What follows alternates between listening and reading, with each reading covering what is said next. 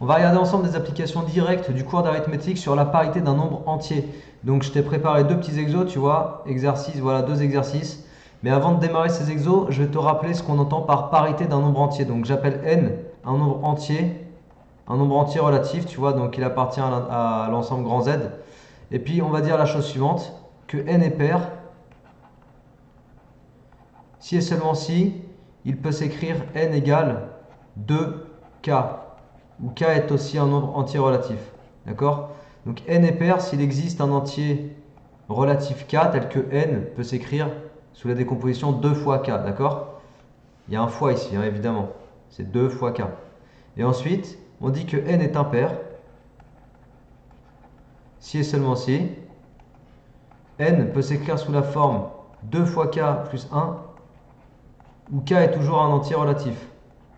Ok? Voilà, donc ça c'est la définition de nombre pair, nombre impair, et c'est aussi la façon d'exprimer, enfin ou plutôt d'écrire un nombre pair et d'écrire un nombre impair, en considérant toujours évidemment que le k qui apparaît ici est un entier relatif. Ok?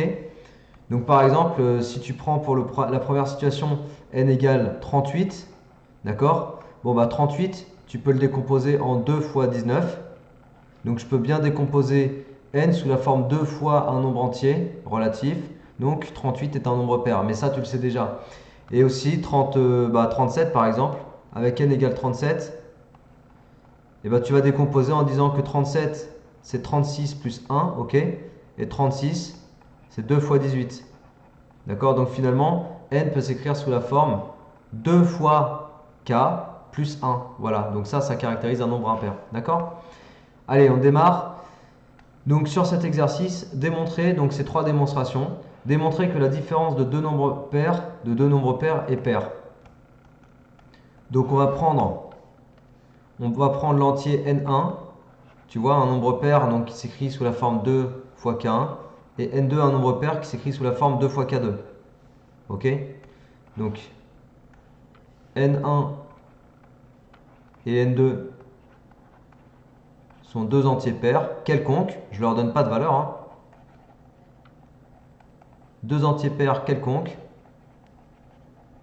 tels que n1 égale 2 fois k1 et n2 2 fois k2. Ok? Et on précise que k1 est un entier relatif et que k2 est aussi un entier relatif. D'accord? Donc on va faire la différence de ces deux nombres, n1 moins n2, tu vois, et ça va me faire 2k1 moins 2k2. Donc là, qu'est-ce qu'on va faire? On va factoriser par 2 et on va obtenir l'expression 2 fois k1 moins k2. Comme k1 est un entier relatif et que k2 est un entier relatif, k1 moins k2, tu vois la différence, la k1 moins k2, bah, c'est forcément un entier relatif aussi, que je peux l'appeler k3 ça. Et donc on découvre que la différence effectivement de n1 et de n2, donc n1 moins n2, c'est égal à 2 fois k3, c'est-à-dire on est bien sous la forme 2 fois un nombre entier, donc on peut dire et conclure que n1 moins n2 est pair. Ok? Voilà, donc pour la première démonstration, on a bien retrouvé que la différence de deux entiers pairs donne un résultat pair. D'accord? Allez, la deuxième. Maintenant, c'est la différence de deux nombres impairs. Il faut démontrer que la différence de deux nombres impairs donne un résultat pair.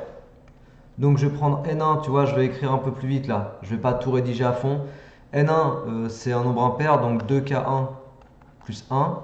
Et puis je prends un deuxième entier impair, n2, et lui je le décompose 2k2 plus 1, d'accord? Et je vais faire n2 moins n1. Donc n2 moins n1, ça te fait 2k2 plus 1, moins, parenthèse, 2k1 plus 1, tu vois? Et là tu distribues, enfin pas tu distribues, mais tu développes, tu casses les parenthèses, moins 2k1, moins 1. Donc tu peux simplifier 1 moins 1, ça fait 0. Il te reste 2k2 moins 2k1. Et là tu peux mettre 2 en facteur commun, tu vois? Et il te reste k2 moins k1.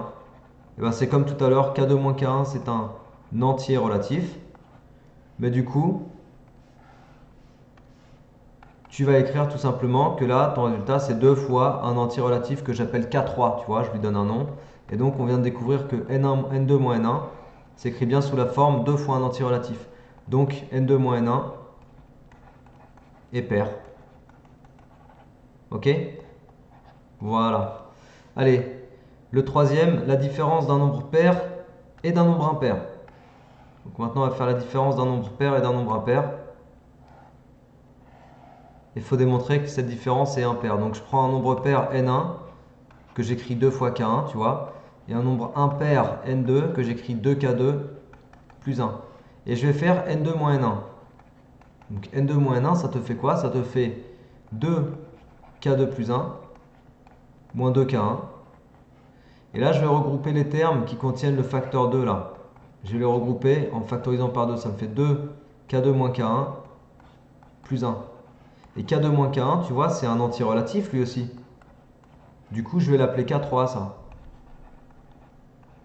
Donc tu obtiens quoi? Tu obtiens 2k3 plus 1. Voilà, n2 moins n1. Donc le nombre impair moins le nombre pair, ça te fait 2k3 plus 1. Donc ça te donne en fait une écriture d'un nombre impair, tu vois. C'est bien de la forme 2k plus 1 quoi. 2k plus 1. Donc n2 moins n1 est impair. Ok? Donc voilà, c'est vraiment, on repart vraiment de la définition de base, de l'écriture de base d'un nombre pair et d'un nombre impair, et on traite nos démonstrations très simplement comme on vient de le faire. Allez, exercice 2, donc toujours dans des démonstrations, démontrer que la somme de deux entiers consécutifs est impaire.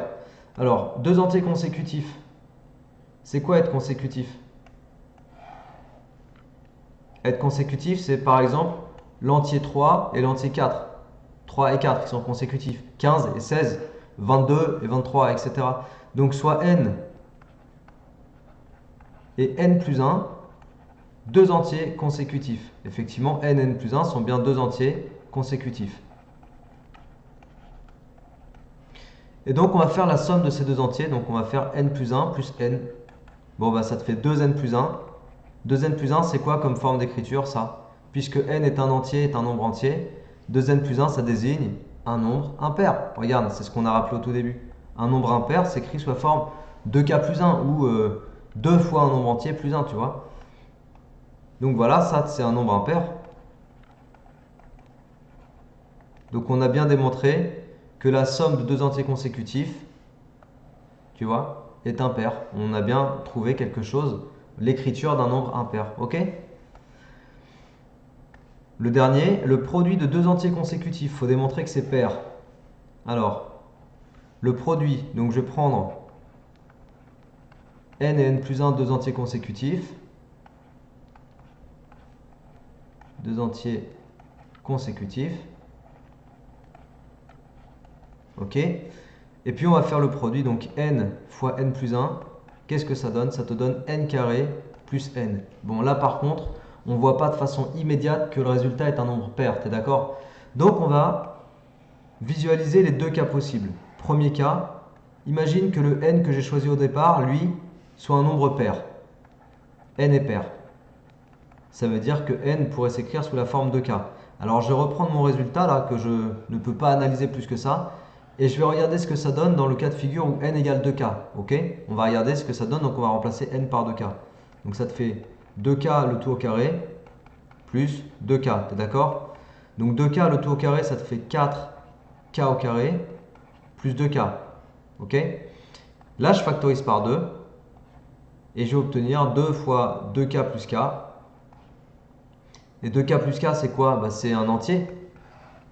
C'est un entier que je peux appeler k' si tu veux. Est-ce que n carré plus n s'écrit bien sous la forme d'un nombre pair? Réponse oui, puisqu'il s'écrit sous la forme 2 fois un nombre entier. Tu vois, k' est un nombre entier. Pourquoi k' est entier?